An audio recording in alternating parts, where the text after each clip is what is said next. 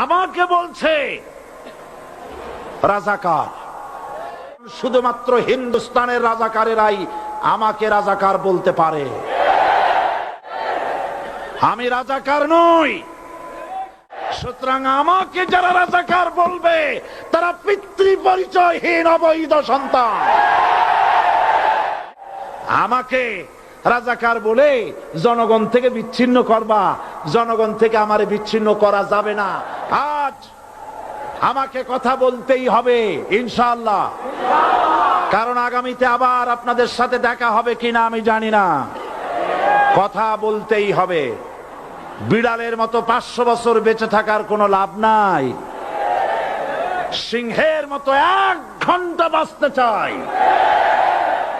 আমি দেখতে পাচ্ছি বাংলাদেশের ভাগ্য আকাশে উত্তর গগনে কালো মেঘ জমা হয়েছে, ঝড়ের পূর্বাভাস লক্ষ্য করছি। আমি বলেছিলাম 1973 সন পর্যন্ত আমি বাংলাদেশের কোন রাজনৈতিক দলের নেতা এবং কর্মী ছিলাম না। আমি রাজাকার নই। আমাকে রাজাকার বলে যদি তাকেও প্রমাণ করতে না পারে 10 কোটি টাকার মানহানি মামলা দায়ের করব। আমার এই বক্তব্য সারা দুনিয়া শুনেছে। পার্লামেন্টে আমার এই বক্তব্য রেকর্ড হয়ে আছে।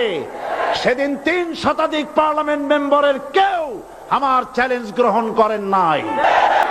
সুতরাং আমাকে যারা রাজাকার বলবে তারা পিতৃ পরিচয়হীন অবৈধ সন্তান। 1971 সনের, শোনো মুসলমানেরা, 1971 সনের কোন কাদা সাইদির গায়ে লাগে নাই। এই জনগণ আমার জন্য আসে না, এই জনগণ আসে আল্লাহর কোরআনের জন্য।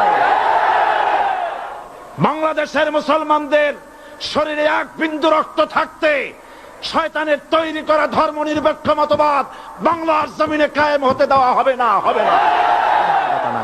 আমরা মানুষের তৈরি করা আইন মানি না। 12 কোটি মুসলমানের দেশে আইন তৈরি করবে মানুষ, আমরা মানব না। পার্লামেন্টে তৈরি হতে হবে কোরআন দিয়ে, পার্লামেন্টে আইন তৈরি হতে হবে কোরআন দিয়ে, এবং কোরআন হবে আল কোরআনের পার্লামেন্ট হবে বাংলাদেশে। ধর্মের নামে রাজনীতি নয়, আমরা ধর্মীয় রাজনীতি করি, আমরা এই কোরআনের রাজনীতি করি।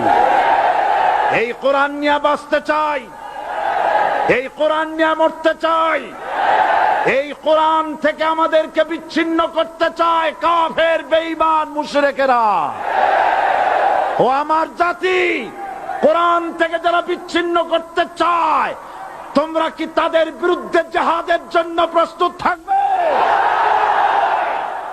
যারা মানুষের উপরে জুলুম করছো, আলেমদেরকে ধরতেছো, মুসল্লিদেরকে ধরে ধরে জেলে ঢুকাচ্ছ, সময় আসবে এমন ইন্দুরের গর্ত অপমানা পালাবার জন্য।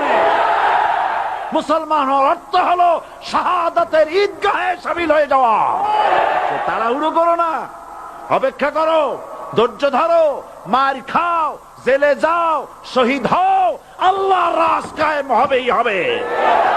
যারা ইসলামী শাসন চান, আল্লাহর দ্বীনকে বিজয়ী দেখতে চান, তাদেরকে অসংখ্য মানুষকে পোড়াইটের মতো জেলখানায় পুড়ে পুড়ে মরতে হবে, অসংখ্য মানুষকে ফাঁসির কাস্টে ঝুলতে হবে, গায়ের রক্ত দিতে হবে, শহীদ হতে হবে, তারপরে ইসলামের ইমারতটা কায়েম হয়ে যাবে।